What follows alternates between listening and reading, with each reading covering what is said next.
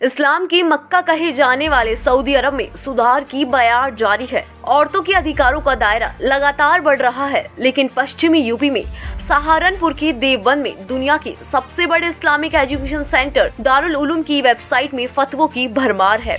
यहाँ दारुल इफ्ता नाम का एक ऐसा विभाग है जहाँ से फतवे जारी किए जाते हैं। यूँ तो इन फतवों को लेकर हमेशा हंगामा रहता है, लेकिन इस बार बच्चों के अधिकारों के हनन का दारुल उलूम पर आरोप लगा है। यह आरोप national commission for the protection of child rights ने लगाया है। हालांकि इस बात से इनकार नहीं किया जा सकता कि चुनाव आते ही दारुल उलूम चर्चा में आ जाता है। उत्तर प्रदेश के देवबंद की चर्चा देश दुनिया में है। यहाँ की चुनावी नतीजे भी देश दुनिया का ध्यान अपनी तरफ आकर्षित करते हैं। सहारनपुर जिले में आने वाले देवबंद सीट पर 14 फरवरी को वोटिंग है। 10 मार्च को रिजल्ट का ऐलान होगा। देवबंद को उत्तर प्रदेश की अहम सीट माना जाता है। यहाँ पर सीएम योगी आदित्यनाथ समेत तमाम दिग्गज भी चुनाव प्रचार करते दिख चुके हैं। पिछले चुनावों से ठीक पहले पश्चिमी यूपी के एक नेता ने पठानकोट में हुए हमले में दारुल उलूम का हाथ होने की बात कही थी। आयोग के अध्यक्ष प्रियंक कानूनगो का कहना है कि पूरी दुनिया में लगातार इस्लाम में सुधार जारी है और भारत जैसे लिबरल देश में धार्मिक कानून शरिया को आधार बनाकर बच्चों और महिलाओं के अधिकार सीमित किए जा रहे हैं।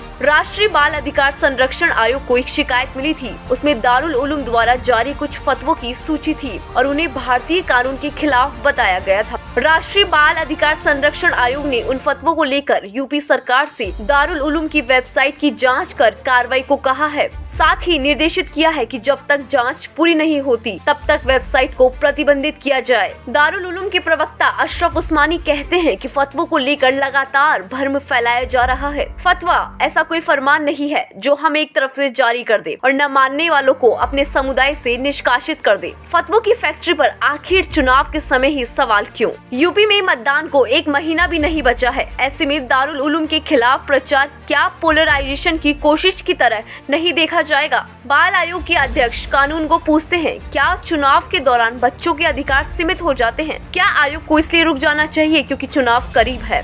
सऊदी अरब में औरतों को 2011 में मतदान का अधिकार मिला। इसे एक बड़ा सोशल रिफॉर्म माना गया, लेकिन इसके बाद तो 2016 में औरतों को ड्राइव करने का अधिकार भी मिला। उसके बाद लिटरेचर में सेंसरशिप भी कम की गई। अभी लगातार सुधार जारी है। यहाँ सभी धर्मों की पढ़ाई भी शुरू की गई ताकि यहाँ के लोग सभी धर्म को समझ सके। ऐसे में भारत जैसे उदारवादी देश में दारुल उलूम के ये फतवे सुधार की तरफ बढ़ते इस्लामिक वर्ल्ड से अलग नजर आते हैं।